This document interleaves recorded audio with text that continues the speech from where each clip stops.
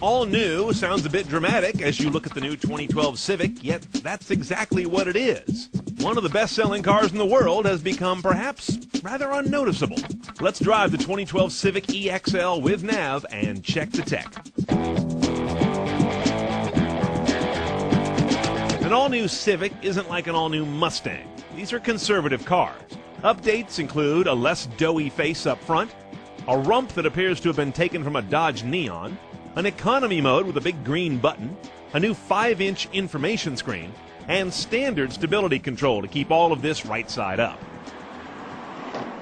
First thing you notice when you get in the newly redesigned Civic is they've taken that Honda eyebrow dash to a new level, and I love it. Right in the center, a big digital speedometer. On the side of that, 2 segmented bars. It'll change color from either deep blue if you're driving like a pig, blue-green if you're not too heavy on the throttle, and green when you're driving like a Prius driver. On the left side is a segment gauge for fuel. On the right is your instantaneous MPG.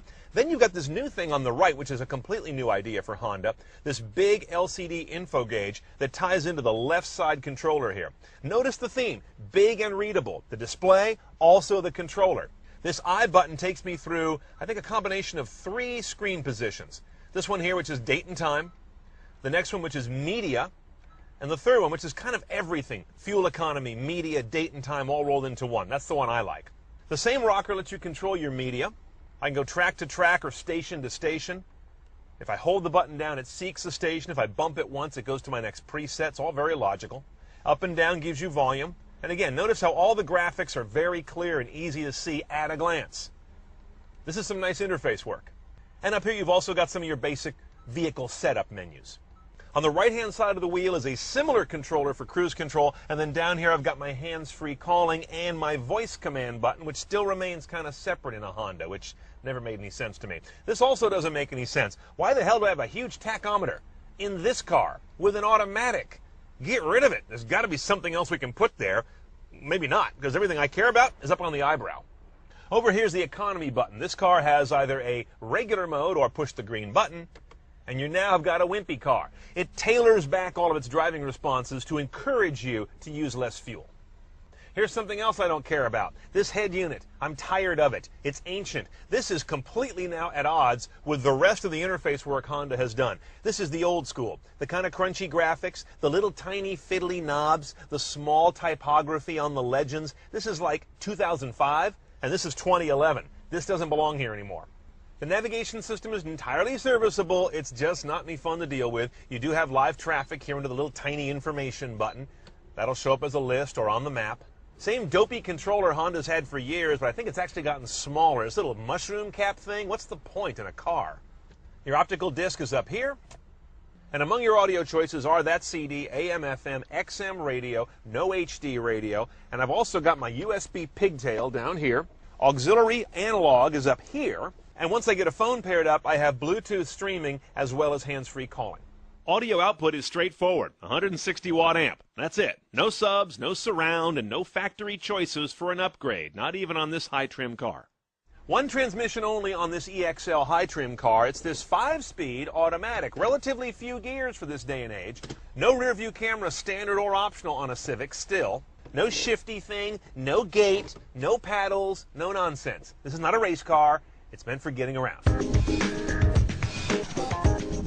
Okay, in the engine bay, it's garden variety classic Honda stuff, which is a good thing.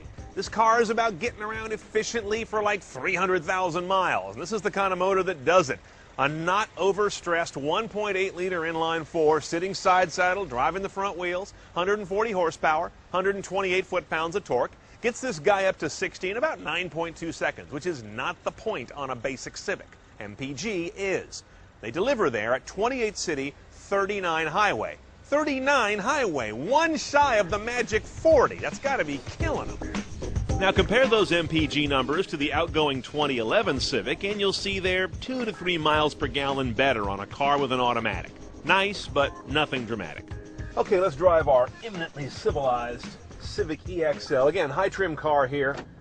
But most importantly, a Civic is a transportation device. The athleticism of this car isn't the point. You get a Civic Si for that. Now, as I mentioned, the 5-speed transmission would appear to be a liability on paper, And the economy button here is one of interest. So let's see how those two work together. The nearest thing you've got to a sport position is D3. If you do that, you kind of drop out of economy mode. The car automatically says you're not driving greenly. So I'll leave it in D, and I'll test it with and without this economy thing on. Here's an on-ramp. It's gutless with economy off.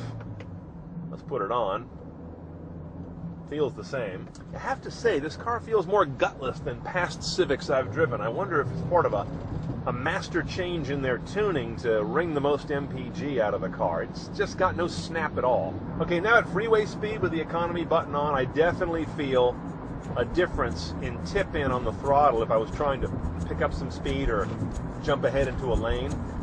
It definitely dials the response back from a car that's already kind of responseless. I would definitely test drive a 5-speed manual if you're amenable to that. The Civic is still a great everyday car with a refined ride and solid credentials. But the Ford Focus, the Hyundai Elantra, and even the stodgy Corolla make the Civic less and less of a standout.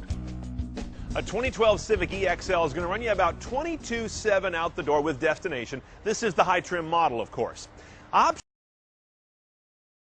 or non-nav. It adds $1,450, which is kind of cheap, but not cheap enough for that unit. I'm going to delete that and go aftermarket. Now, your other tech options, a dealer-installed remote start for $500. Oh, and by the way, the lower trim cars are available with a 5-speed manual. This guy's automatic only.